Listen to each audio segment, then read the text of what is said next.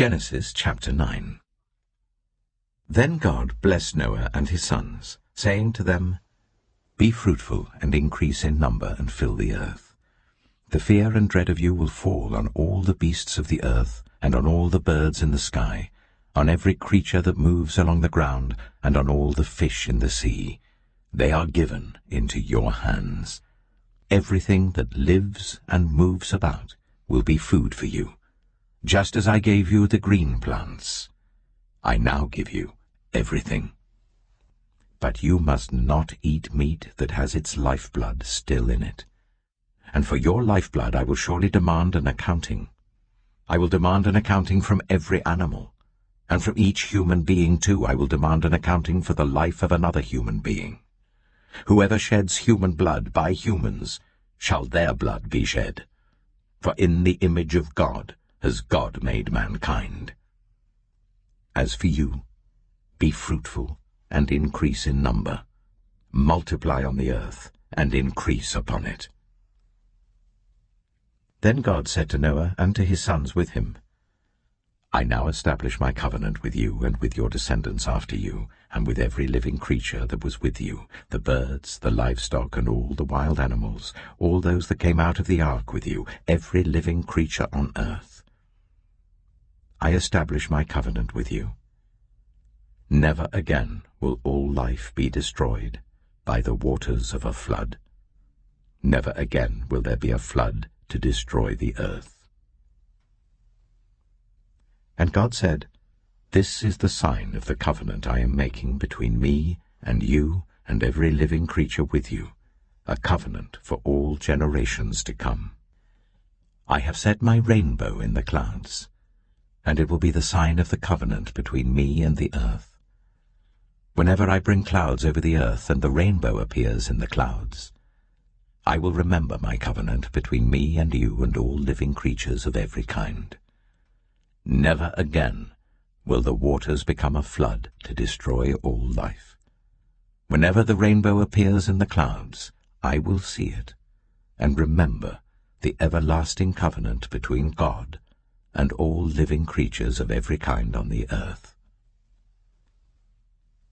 So God said to Noah, This is the sign of the covenant I have established between me and all life on the earth. The sons of Noah who came out of the ark were Shem, Ham, and Japheth. Ham was the father of Canaan. These were the 3 sons of Noah, and from them came the people who were scattered over the whole earth.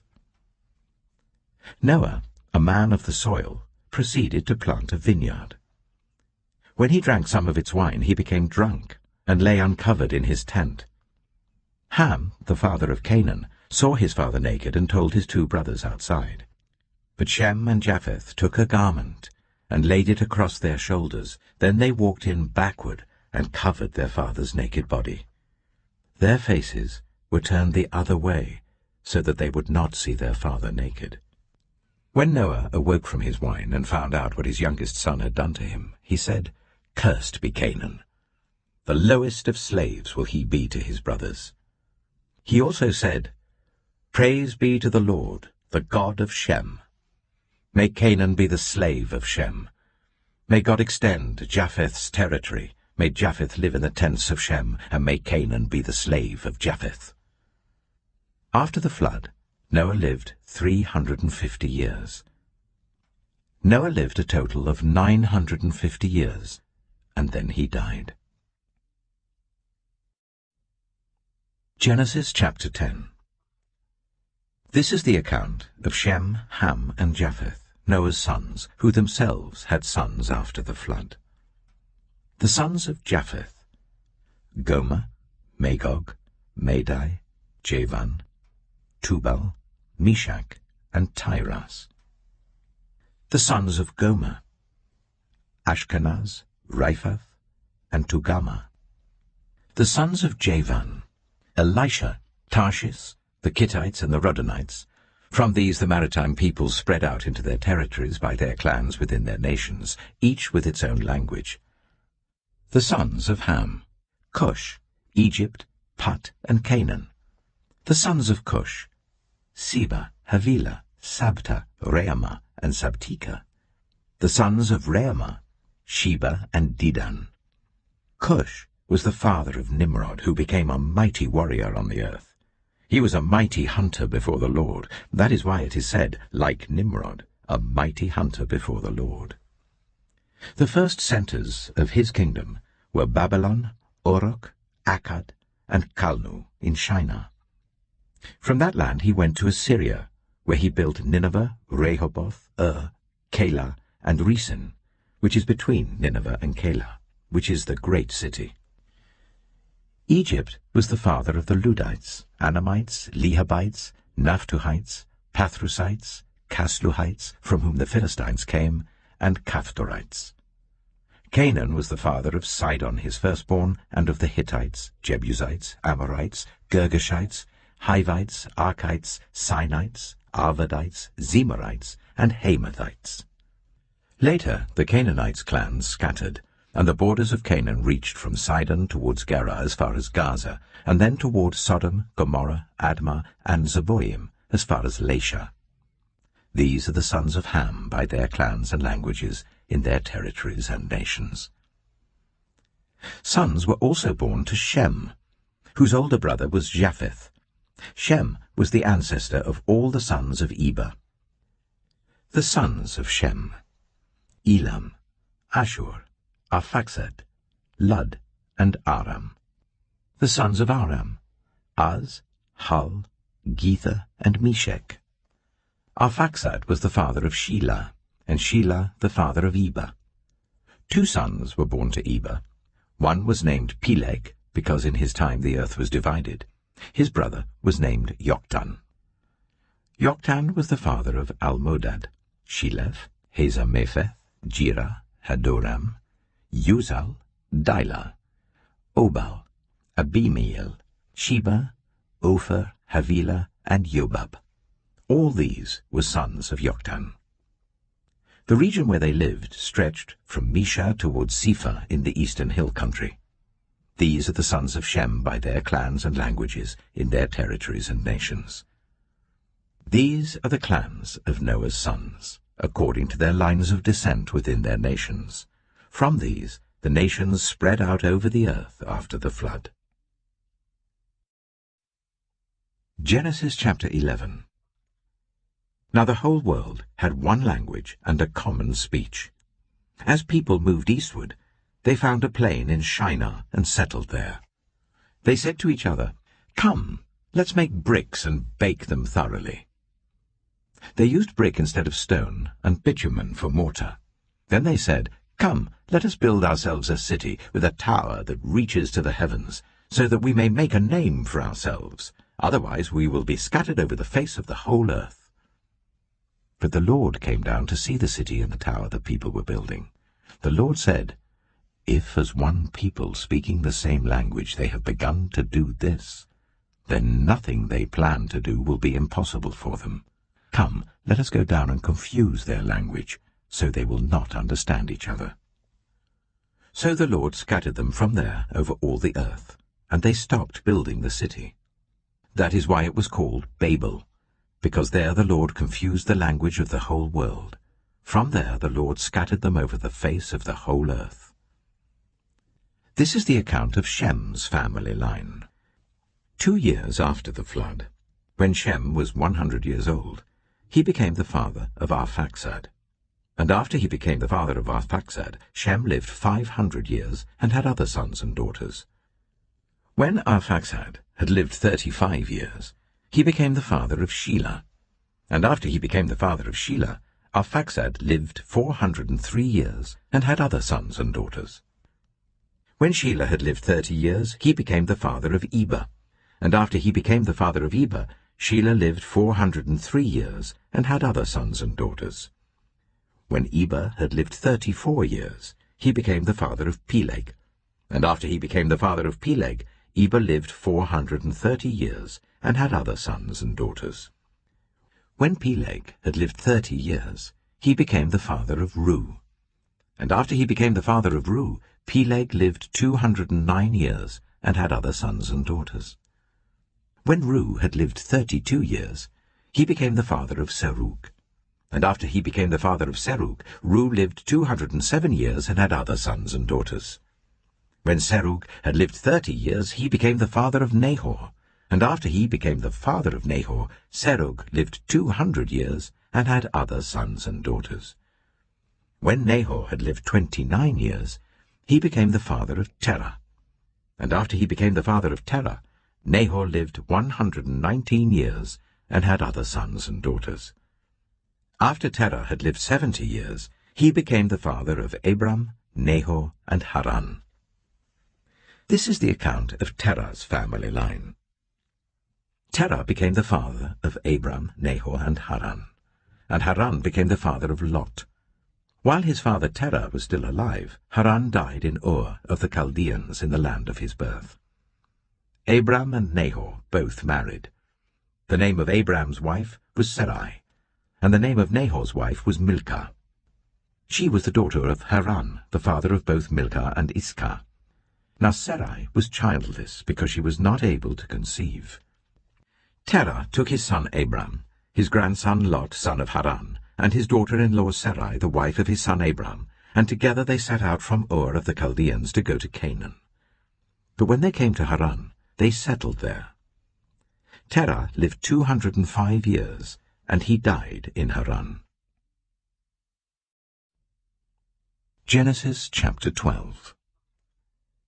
The Lord had said to Abram, "Go from your country, your people and your father's household, to the land I will show you. I will make you into a great nation, and I will bless you. I will make your name great, and you will be a blessing. I will bless those who bless you, and whoever curses you I will curse, and all peoples on earth will be blessed through you." So Abram went as the Lord had told him, and Lot went with him. Abram was 75 years old when he set out from Haran. He took his wife Sarai, his nephew Lot, all the possessions they had accumulated, and the people they had acquired in Haran, and they set out for the land of Canaan, and they arrived there. Abram travelled through the land as far as the site of the great tree of Moreh at Shechem. At that time the Canaanites were in the land. The Lord appeared to Abram and said, "To your offspring I will give this land." So he built an altar there to the Lord who had appeared to him. From there he went on toward the hills east of Bethel and pitched his tent, with Bethel on the west and Ai on the east. There he built an altar to the Lord and called on the name of the Lord. Then Abram set out and continued toward the Negev. Now there was a famine in the land, and Abram went down to Egypt to live there for a while because the famine was severe.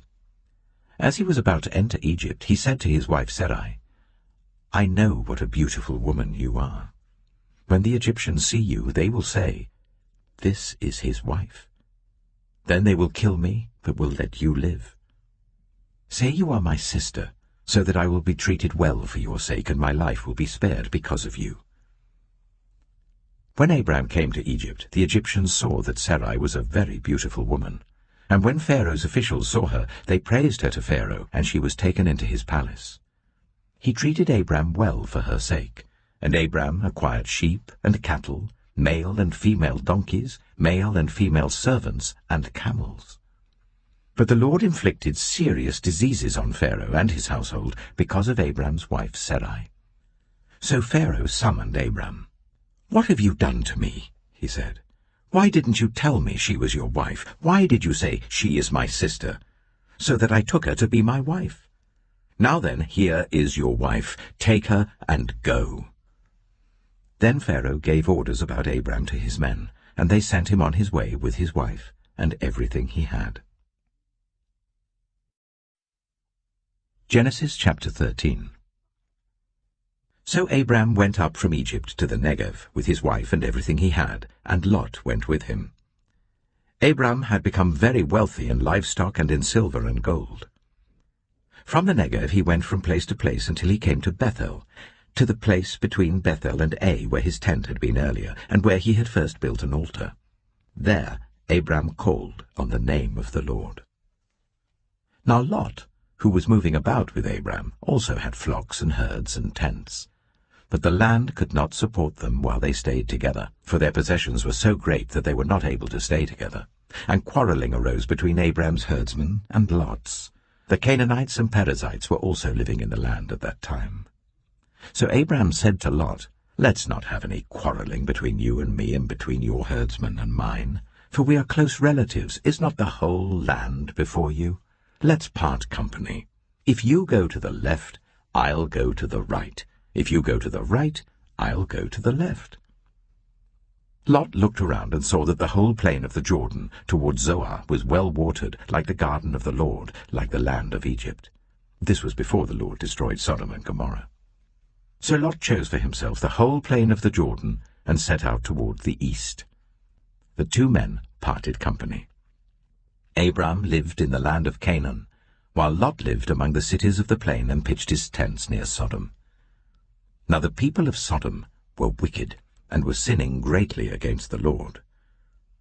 The Lord said to Abram, after Lot had parted from him, "Look around from where you are, to the north and south, to the east and west. All the land that you see, I will give to you and your offspring forever.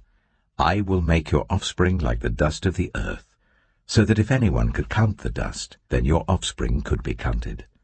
Go, walk through the length and breadth of the land, for I am giving it to you."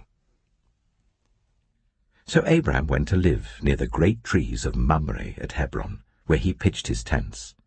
There he built an altar to the Lord. Genesis chapter 14.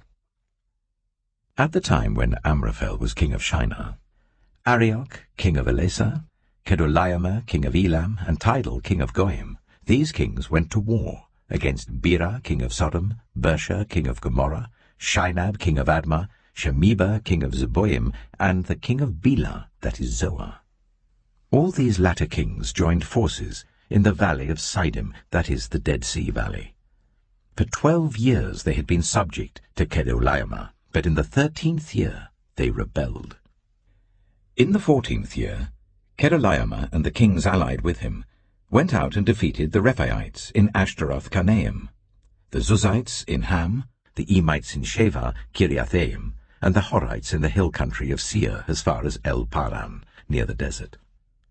Then they turned back and went to En-Mishpat, that is Kadesh, and they conquered the whole territory of the Amalekites, as well as the Amorites who were living in Hazazon-Tamar.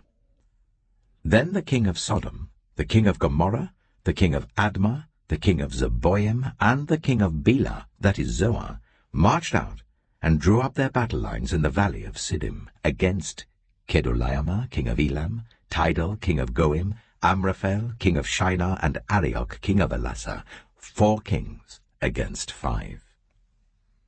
Now the valley of Siddim was full of tar pits, and when the kings of Sodom and Gomorrah fled, some of the men fell into them, and the rest fled to the hills. The 4 kings seized all the goods of Sodom and Gomorrah and all their food.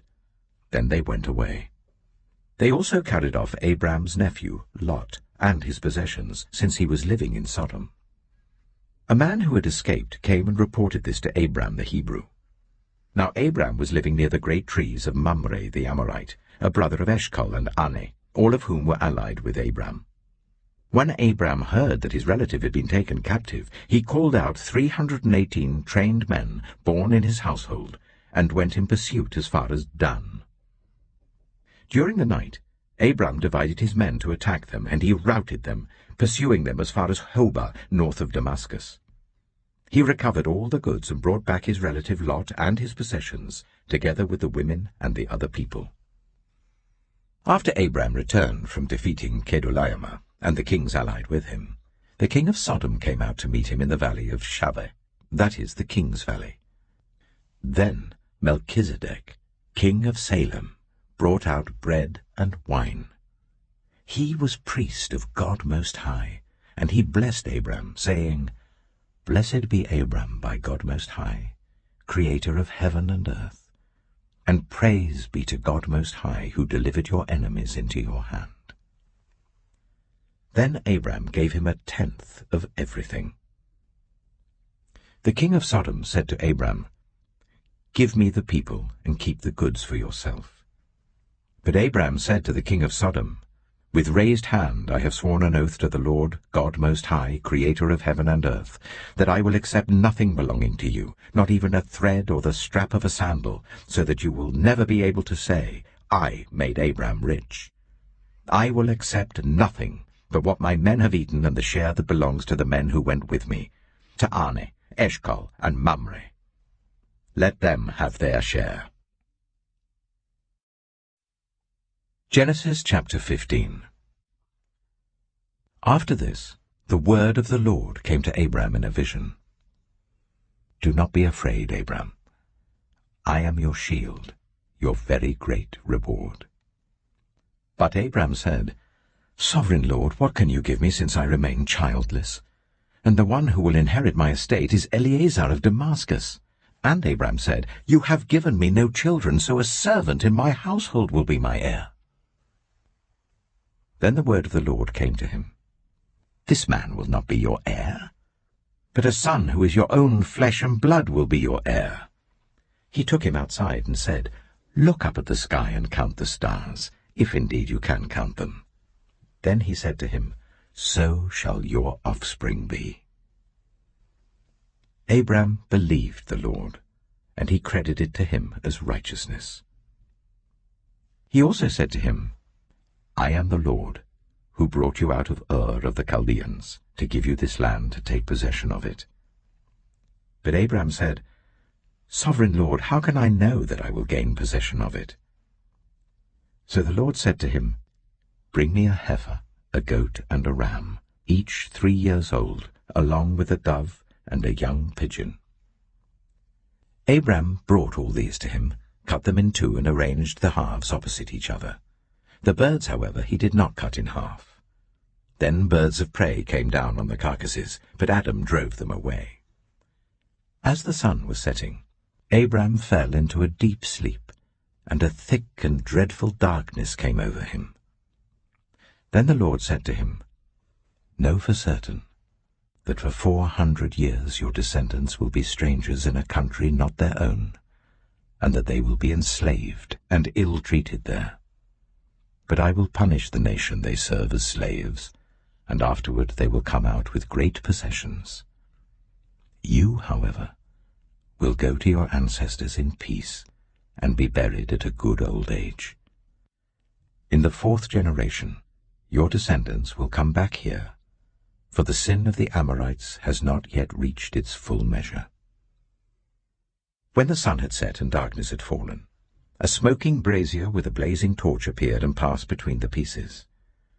On that day the Lord made a covenant with Abram and said, "To your descendants I give this land, from the Wadi of Egypt to the great river, the Euphrates, the land of the Kenites, Kenizzites, Cadmonites, Hittites, Perizzites, Rephaites, Amorites, Canaanites, Girgashites, and Jebusites." Genesis chapter 16. Now Sarai, Abram's wife, had borne him no children, but she had an Egyptian slave named Hagar. So she said to Abram, "The Lord has kept me from having children. Go, sleep with my slave. Perhaps I can build a family through her." Abram agreed to what Sarai said. So after Abraham had been living in Canaan 10 years, Sarai his wife took her Egyptian slave Hagar and gave her to her husband to be his wife. He slept with Hagar, and she conceived. When she knew she was pregnant, she began to despise her mistress. Then Sarai said to Abram, "You are responsible for the wrong I'm suffering. I put my slave in your arms, and now that she knows she is pregnant, she despises me. May the Lord judge between you and me." "Your slave is in your hands," Abram said. "Do with her whatever you think best." Then Sarai ill-treated Hagar, so she fled from her. The angel of the Lord found Hagar near a spring in the desert. It was the spring that is beside the road to Shur. And he said, "Hagar, slave of Sarai, where have you come from, and where are you going?" "I'm running away from my mistress Sarai," she answered. Then the angel of the Lord told her, "Go back to your mistress and submit to her. The angel added, "I will increase your descendants so much that they will be too numerous to count." The angel of the Lord also said to her, "You are now pregnant, and you will give birth to a son. You shall name him Ishmael, for the Lord has heard of your misery. He will be a wild donkey of a man. His hand will be against everyone, and everyone's hand against him, and he will live in hostility towards all his brothers." She gave this name to the Lord who spoke to her. "You are the God who sees me." For she said, "I have now seen the one who sees me." That is why the well was called Beer Lahai-roi. It is still there between Kadesh and Bered. So Hagar bore Abram a son, and Abram gave the name Ishmael to the son she had borne. Abram was 86 years old when Hagar bore him Ishmael. Genesis chapter 17. When Abram was 99 years old, the Lord appeared to him and said, "I am God Almighty. Walk before me faithfully and be blameless. Then I will make my covenant between me and you, and will greatly increase your numbers." Abram fell face down, and God said to him, "As for me, this is my covenant with you. You will be the father of many nations. No longer will you be called Abram. Your name will be Abraham. For I have made you a father of many nations. I will make you very fruitful. I will make nations of you, and kings will come from you. I will establish my covenant as an everlasting covenant between me and you and your descendants after you for the generations to come, to be your God and the God of your descendants after you. The whole land of Canaan, where you now reside as a foreigner, I will give as an everlasting possession to you and your descendants after you, and I will be their God." Then God said to Abraham, "As for you, you must keep my covenant, you and your descendants after you for the generations to come. This is my covenant with you and your descendants after you, the covenant you are to keep. Every male among you shall be circumcised. You are to undergo circumcision, and it will be the sign of the covenant between me and you. For the generations to come, every male among you who is 8 days old must be circumcised, including those born in your household or bought with money from a foreigner. Those who are not your offspring, whether born in your household or bought with your money, they must be circumcised. My covenant in your flesh is to be an everlasting covenant. Any uncircumcised male who has not been circumcised in the flesh will be cut off from his people. He has broken my covenant." God also said to Abraham, "As for Sarai your wife, you are no longer to call her Sarai. Her name will be Sarah. I will bless her, and will surely give you a son by her. I will bless her, so she will be the mother of nations. Kings of peoples will come from her." Abraham fell face down. He laughed and said to himself, "Will a son be born to a man 100 years old? Will Sarah bear a child at the age of 90? And Abraham said to God, "If only Ishmael might live under your blessing." Then God said, "Yes, but your wife Sarah will bear you a son, and you will call him Isaac. I will establish my covenant with him as an everlasting covenant for his descendants after him. And as for Ishmael, I have heard you. I will surely bless him. I will make him fruitful, and will greatly increase his numbers. He will be the father of 12 rulers, and I will make him into a great nation. But my covenant I will establish with Isaac, whom Sarah will bear to you by this time next year." When he had finished speaking with Abraham, God went up from him. On that very day Abraham took his son Ishmael, and all those born in his household or bought with his money, every male in his household, and circumcised them as God told him. Abraham was 99 years old when he was circumcised, and his son Ishmael was 13. Abraham and his son Ishmael were both circumcised on that very day, and every male in Abraham's household, including those born in his household or bought from a foreigner, was circumcised with him.